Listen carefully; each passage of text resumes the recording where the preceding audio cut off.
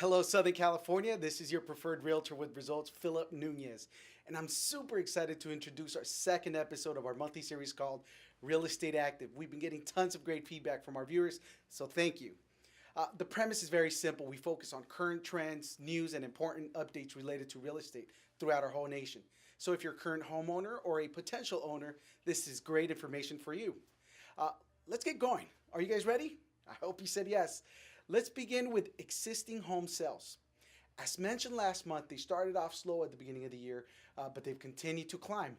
Now, continuing to climb even during these months is actually news. We're having a very strong fall. As a matter of fact, most industry experts agree that this will be one of the best falls we've had in the last several years, and that the winter, well, it'll be the best we see in the next decade.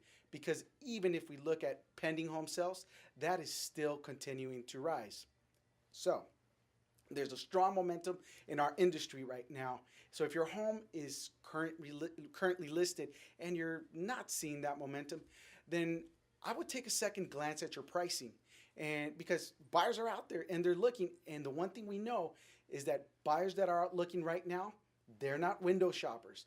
They are serious buyers. So have a conversation with your agent, see what's going on. All right? Now, let's talk about foot traffic. The number of buyers actually going into houses now and looking at them for purchase. Again, these numbers are skyrocketing. This time of the year, they usually level off or even drop down a bit, but not right now. We're actually seeing the opposite. More and more buyers are coming into the market, and I will go into why that is in a little bit. So, going back to looking at pending home sales and the foot traffic over the last several months from July to September, we can see that in 2013, it was beginning to tick down. Then we can see that in 2014, we did drop off a bit, but then we maintained and ticked up a little bit in September. Totally different than last year. So what does this mean? We are still in a momentum building process. We're not falling off this fall. We're continuing to go forward this fall. And if you look at foot traffic, the difference is even more drastic. If we look at July, August, September, you see that we're doing much better, meaning there's people looking at houses, which will mean people putting homes under contract, leading to pending escrows, and eventually increasing the number of sales. You can see that they're up this year over last year every month, but the percentage they're up has dramatically increased. Look at September. We're way ahead of last September in the amount of people that were looking at houses. So why are there more buyers out there right now? Simply, credit availability has been increasing. This information is directly from the Mortgage Bankers Association. Obviously, this number was really high in '04 and '05 where anyone could get a mortgage, and definitely much higher than it is right now. But if we look back to April of 2013, all the way through the third quarter of 2014, we can see that availability of credit to a buyer who is becoming a lot easier. And even though sometimes we hear the contrary, the actual mortgage availability to a buyer coming in and the chances of them getting a loan are increasing. So let's take a look at some numbers. Let's look at the average FICO scores on conventional purchase loans. Look at 2012. Look at 2013. And today's average. Though we're not at the 640, 660 average of the early 2000s, restrictions have eased compared to the last couple of years. And I think we're going to see FICOs continue to drop. And in FHA closed loans, we're seeing an average FICO down in the 600s, which in 2012, that was not the case. 700 was the average. So as credit becomes easier to get for buyers, the more buyers we're going to see come into the market. And here's another big point to that. In the last Mortgage Bankers Association conference, Mel Watt, the director of the FHFA, which oversees Fannie Mae and Freddie Mac, said this: to increase access to credit-worthy but lower wealth borrowers, FHFA is also working with enterprises, Fannie and Freddie, to develop sensible and responsible guidelines for mortgages with loan-to-value ratios between 95 and 97%. What does this mean? Fannie and Freddie will be doing loans as low as 3% down. This is huge. It's a great opportunity to take advantage of the lowest interest rates historically. Now, let's look at rates from 2013 to 2014. They've been balancing off and dropping off just a bit in the last few weeks, but we have to realize what the major analysts for Fannie Mae, Freddie Mac, Mortgage Bankers Association, and the National Association of Realtors are saying. What they're projecting for the same time next year is that interest rates will be up an estimated 3/4 of a point to a full point.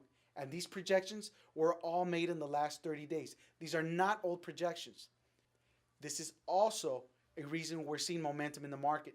Consumers are aware of this projection and are taking advantage of the current rates. Here are the rates again from January to October and what Freddie Mac predicts to be the projections for the next year. Allow me to show you how this plays out and connect some dots for you. Let's say you take out a mortgage of $500,000 and let's assume that home prices are going to go up 4%, which is what's being projected. And let's assume that we took the current interest rate of 3.98 and then we took the projected rate in 1 year from now of 5.1%. What would be the difference in payment? Well, on a $500,000 mortgage, what we're looking at in just principal and interest is a difference of $333. Now, that might not sound like a lot, but let's look at what that means on an annual basis. And more importantly, what does that mean over the 30 years of the loan? I mean, that's wealth, ladies and gentlemen. Another way to look at it is this. We know most people have a certain budget or a qualified amount that they want their mortgage payment to be. So let's say they wanted to have a payment of principal and interest around $2,300. And that's the range they want to keep it. As interest rates go up, they have to buy less of a house. And if interest rates go up to 4 3/4, which is a little less than what's being projected, then they have to buy 10% less of a house. Instead of buying that $500,000 house, they would end up buying a $450,000 house. They have to settle for less of a house this year.